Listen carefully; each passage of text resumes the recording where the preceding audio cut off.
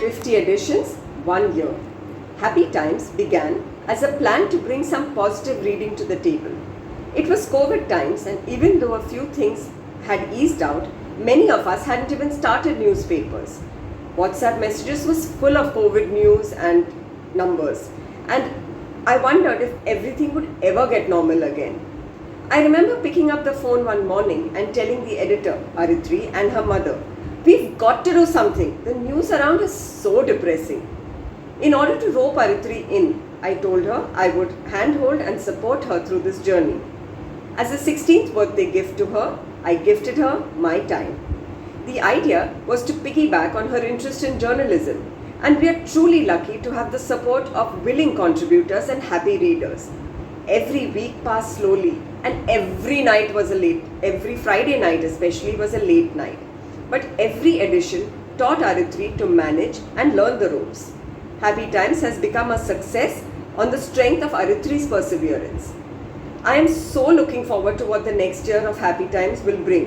As part of the Happy Times team, I wish Aritri and all our team the very best.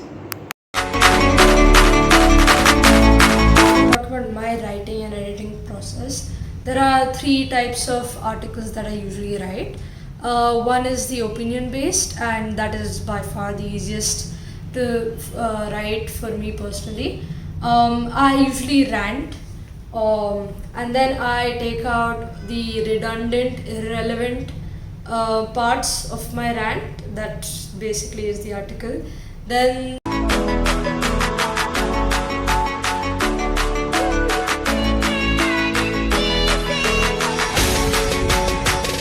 the second type is the research based. This one is technically the most tricky one for me. I have to sit prior, like few days prior to the release, and I take out all the relevant information and the interesting facts and all of that, and I paste it from the sites, and I copy it from the sites and paste it into my own Word document, and then from there I take the facts and all of that and then incorporate it into my article. Then the third type is the interview type, where I send out questions to multiple people and I give them an option to either write the answers to the questions or record the answer to the question.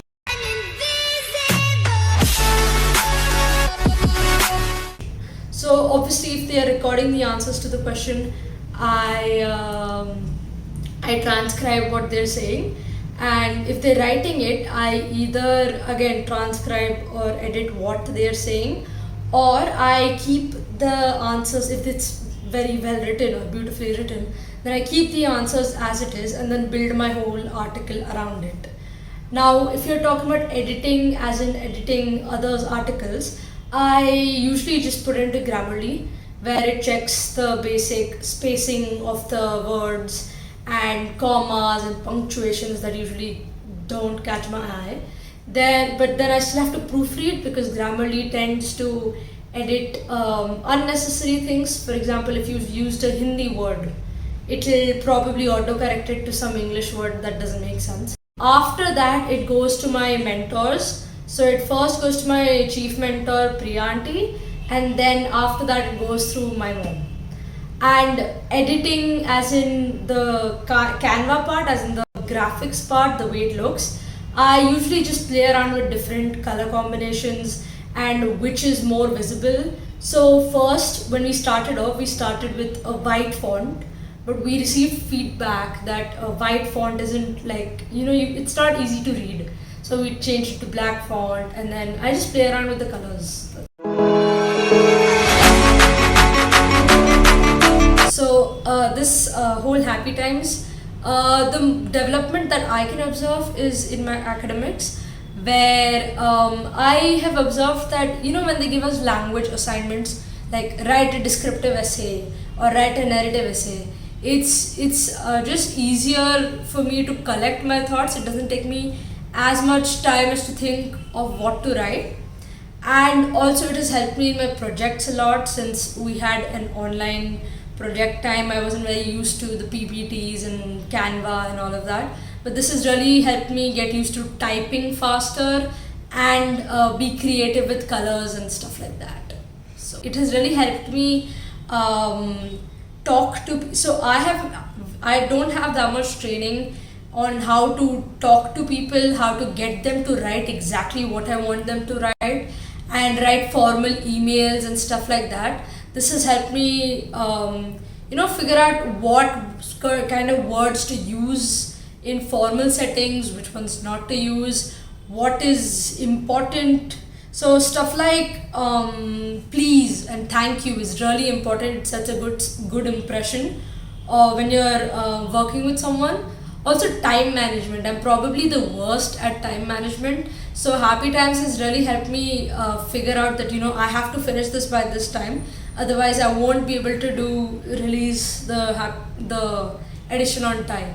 And I'm still figuring out how to manage time, because day zero, it wasn't a big deal for me. Day zero, it was just one assignment that my mom's friend had for some reason pushed onto me, and I had to do it because both my mom and her were pestering me. So I just randomly put together something half-heartedly. But then from there, I moved from Word to Canva. I started playing around with colors, I started playing around with photos, I started writing on different interesting topics and stuff like that. So it's just Happy Times has evolved into something much more than I thought it would ever be.